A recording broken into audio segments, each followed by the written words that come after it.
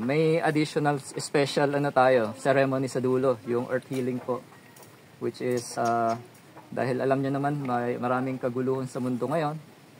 Kahit dito sa bansa natin, medyo mayroon ding mga paghihirap, pagkukulang sa buhay, at ang pagkukulang sa lipunan natin, maraming mga trauma na hindi pa napapagaling. Nung panahon pa ng Kastila, ng Amerikano, hanggang ngayon, andyan pa rin yung karma nun.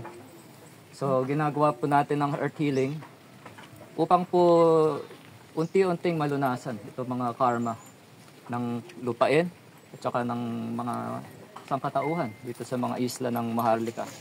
Hello brothers and sisters, Namaste, Bishop Joseph Lagumbay here. Today nandito tayo sa Antipolo, no? Sa first time natin dito ngayon. I'm still from Cagayan de Oro, tas kahapon ako dumating ng Metro Manila. Tas ngayon, andito tayo sa Antipolo para i-experience itong tinatawag nila na cave meditation. Alright, so I'm with different spiritual practitioners from different spiritual traditions and practices. So yes, this will be a fun meditation experience. And today then, we will be setting our intentions. No? We will be meditating and praying for world peace. Alright, since diba, ang dami ng masamang nangyayari sa mundo ngayon. So this time, I am with different people in different spiritual traditions because we will be setting our intention for love and peace. Alright, so yeah, I'll be showing you our adventures today. So stay tuned. Before pala tayo makarating doon sa sa pinaka-cave talaga, we need to go up. So dadaan tayo dito sa stairs. Kita niyo yung stairs? Nasa likuran ko. Oo. Tapos may dala tayo mga karton tsaka yoga mat para ito yung uupuan natin dun sa loob mismo ng cave kasi 'di ba? I think the cave is moist, no? At saka may siguro may mga lupa-lupa din na konti. So we need to protect our butts. All right, so yeah, we will be going up. Around 100 steps daw to, di ako sure, pero medyo mahabang medyo mahabang lakaran to. So let's go.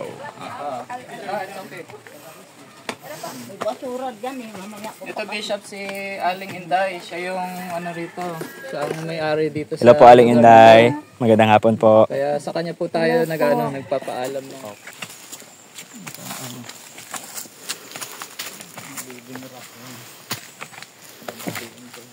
Okay pa nga yung ito. Yes, definitely. Ito yung living rock. So binabati siya ngayon ni Frater Stevenson. Paying respects to nature.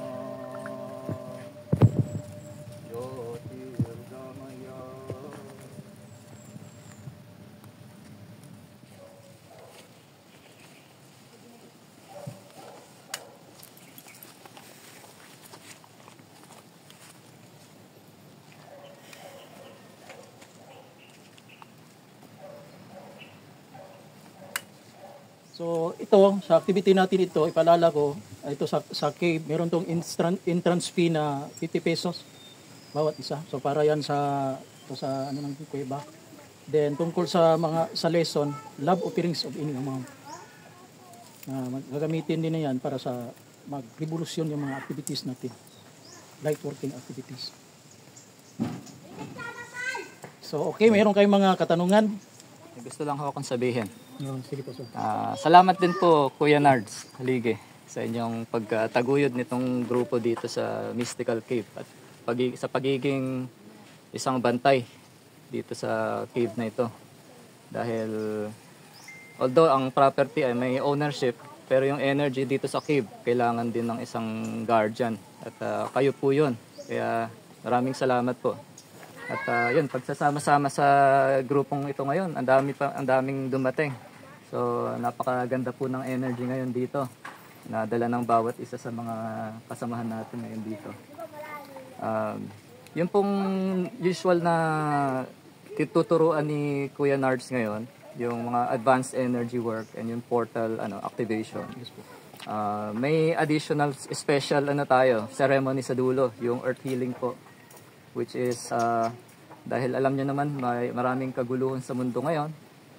Kahit dito sa bansa natin, medyo mayroon ding mga paghihirap, pagkukulang sa buhay, at ang pagkukulang sa lipunan natin, maraming mga trauma na hindi pa napapagaling. Nung panahon pa ng Pastila, ng Amerikano, hanggang ngayon, andyan pa rin yung karma nun. So, ginagawa po natin ng earth healing upang po unti-unting malunasan itong mga karma ng lupain at saka ng mga sangkatauhan dito sa mga isla ng Maharlika. At we are taking this opportunity na andito yung mga leader. Itong si Bishop galing ng Mindanao. Si Kuya Nards naman, may roots siya galing sa Visayas, sa Cebu. Yes, Tapos marami tayo rito ay tubong Luzon. Ako, may konting tubong China rin. So, sama-sama ho tayong ating mga energy at ang ating mga bloodlines. No? Hindi natin alam, ang dugo natin ay may power din na dala natin sa mga ninuno natin at pati yung mga susunod sa ating mga henerasyon. Kaya ho, hindi basta-basta lang ho tayo nagtitipon ng at random. Dala po ng tadhana, kaya ho tayo nandito. Yung mga natuloy na mapunta rito dahil hindi ho madaling pumunta sa lugar na to. So, yun po. Maraming salamat ho sa inyong lahat. Namaste po. Namaste.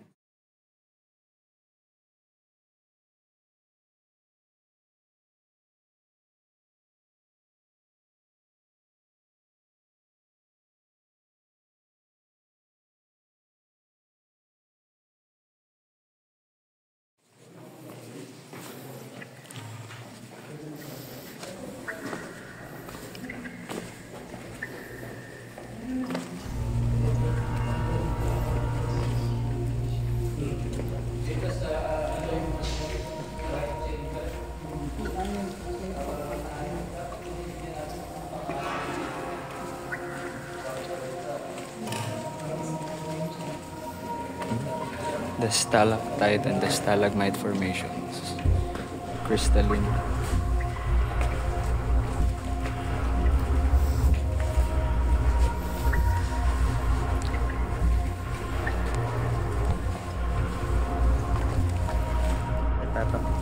Medyo madulas. Daghan pa ng sekreto ng mga Oo. mga tungkol sa laing dimension. Ang kaya nakakasok sila ng mga Kining. 2002. Kining alangod gud. Kaning 26 na. Ako yung una natulog kining po siya. Mo ba? O pugad ikog mga insekto diri mga mananap wala.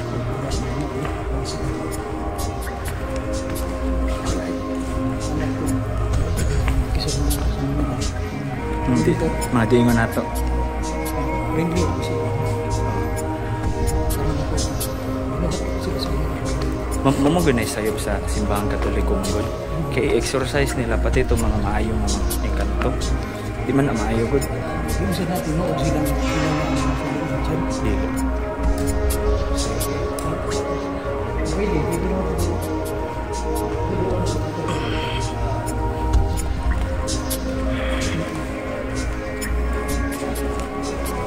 Kung man na siya. sa mga master so ito sila kaya sa usap ko sa mga elemento sa mga kinabuhi ko dito sa ibang dimension.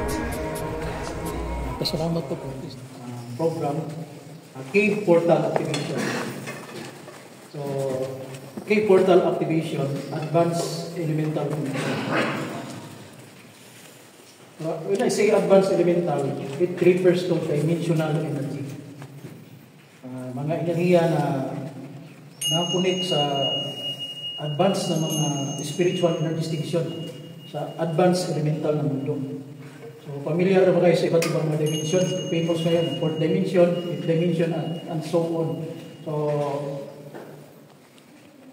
ang advanced, ang kahalagahan ng advanced elemental connection, mahalaga ito sa activation ng mga information na sa loob ng ating cell DNA natin. So ang DNA natin, diyan naka-store o naka-imbak yung mga advanced information sa advanced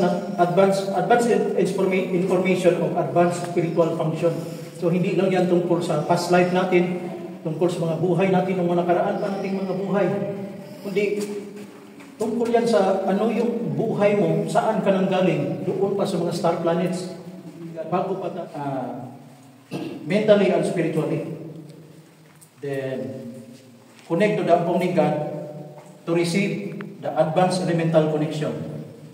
Then, hawak kayo sa bato. So, illustrate ko, ito, ganito, gagawin, Om, Jum, Kam, then, hawak ka, connect to the Omni God for advanced elemental connection.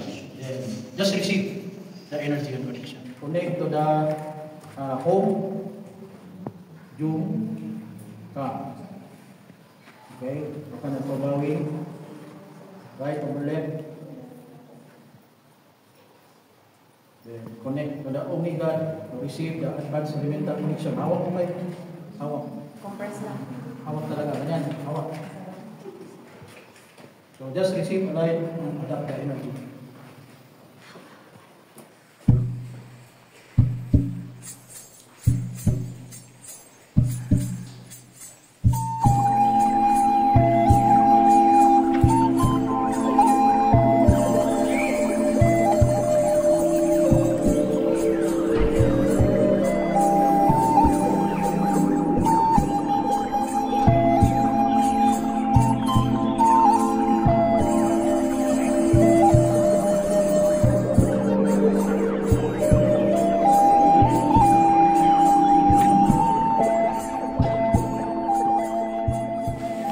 Alright, so we actually just did several energy activation exercises, no?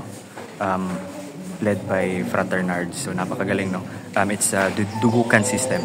So ngayon naman, we will proceed with the meditation practice. Alright, so yeah, let's do this.